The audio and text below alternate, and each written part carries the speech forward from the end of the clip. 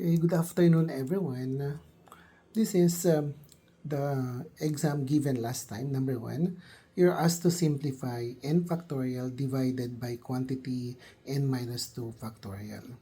This was given as an exam, but unfortunately, last Monday, it was declared as a suspension of classes because of bad weather condition. But I let you finish the exam or the classwork because you were there already in our classroom. So, I'm giving the discussion on how to simplify the given problem. So, n factorial divided by quantity n minus 2 factorial. So, to simplify, we have to let m is equal to n minus 2. And from number 1, so we have number 2. We have now n factorial. Copy again the given n factorial. And we apply substitution to quantity n minus 2 factorial.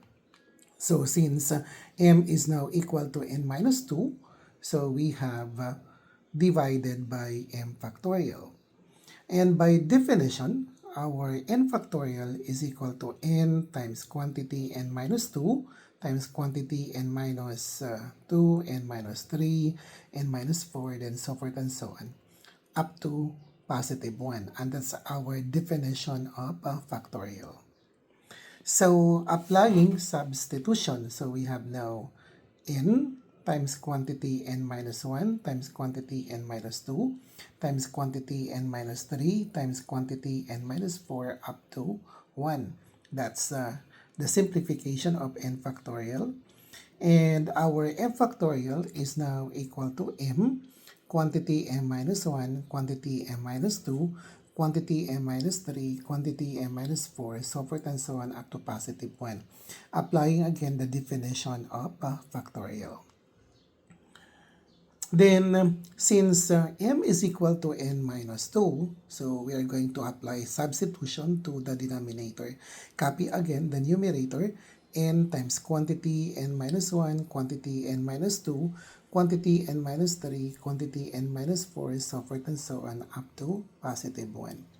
And substituting the value of m, wherein m is equal to n minus 2. So we have now quantity n minus 2. Our m is quantity n minus 2, write again minus 1. Then we have quantity n minus 2, our m is n minus 2, then write again minus 2. Then we have quantity n minus 3, so we have n minus 2, then minus 3. Then we have m minus 4, our m is n minus 2, then write again minus 4. Then so forth and so on up to positive 1. So, we have to write again quantity n minus 1, quantity n minus 2, quantity n minus 3, quantity n minus 4 up to 1. And then simplifying the denominator, so we write again quantity n minus 2. We have minus 2 minus 3 becomes minus 3. No? So quantity n minus 3. We have n minus 2 minus 2, that becomes minus 4. So we have n minus 4.